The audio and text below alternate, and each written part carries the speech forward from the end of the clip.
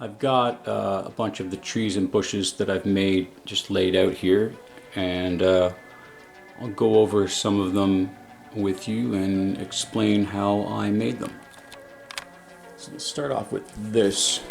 This is just a palm tree with dollar store leaves cut up and glued in. This is what the palm tree leaves look like when you first buy them. The trunk is made out of foam wrapped in, I believe, electrical tape.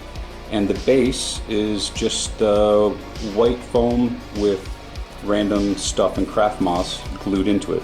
When you make these, you want to make the base good enough for them to stand up really good, which I don't always do. This one here is just, it's not even a type of tree that I know of. It's just random whatever. And I don't even know what the base of this one is. I think it's paper towel rolls or something. And then this is just a wooden glued together bottom, some craft moss and stuff, dollar store tree clippings. Dollar store is your best friend. In the US, you have a store called Hobby Lobby. I know there's Michael's in Michigan too, but we only have Michael's here in Canada. We don't have Hobby Lobby, unfortunately. They have a way bigger selection of stuff than we do. These are just dollar store, I think they're called succulents. Dollar store succulents.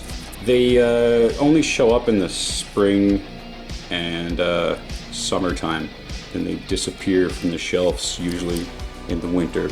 This is another example of it. I've got this one glued into just a foam base and just some craft moss glued around it. This is another example here. It's one of my favorites to use. These palm trees are from Amazon, and the base is cardboard. I just layer cardboard mounds kind of on top of each other, and then I fill in all the spaces with craft moss and add random dollar store plant stuff cut up. There's another example of this here. This is another different variety of palm tree that you can get from Amazon. This is another example here with one of the dollar store succulent, suck is such a stupid word. One of the dollar store plants glued into this to give it a little bit more character. And then I got an Amazon palm tree. I've got a tutorial on my page for how I made this one. It's like a larger type tree. It's made out of a dead, dried out tree, and then I just add a bunch of stuff to it. And this is another example here, just a different type of the same thing. And I've got a third example here. These are also just dead trees with stuff glued into them.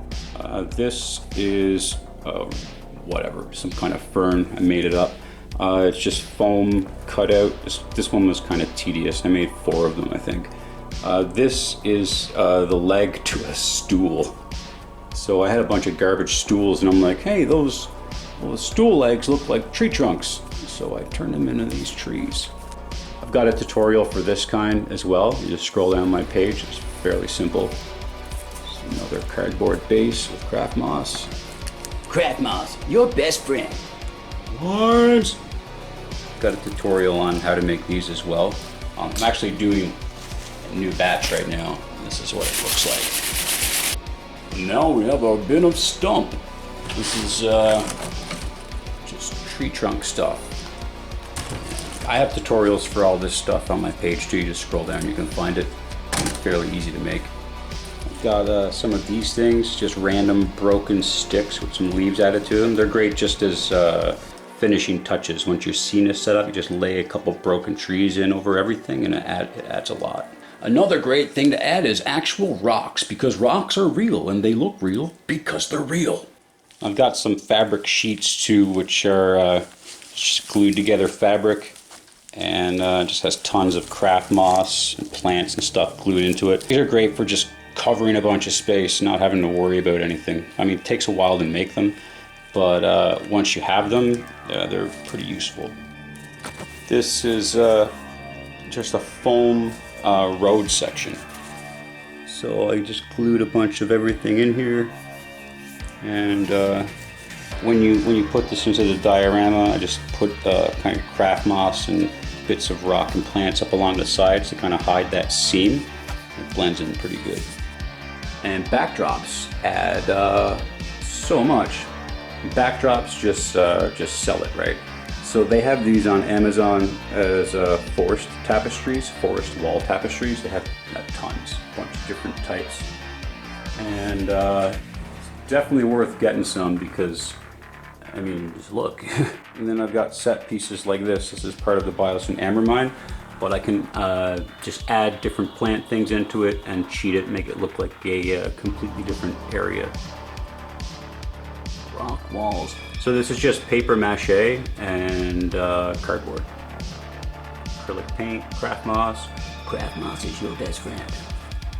That's a T-Rex skeleton. This right here is another example of just a versatile section piece.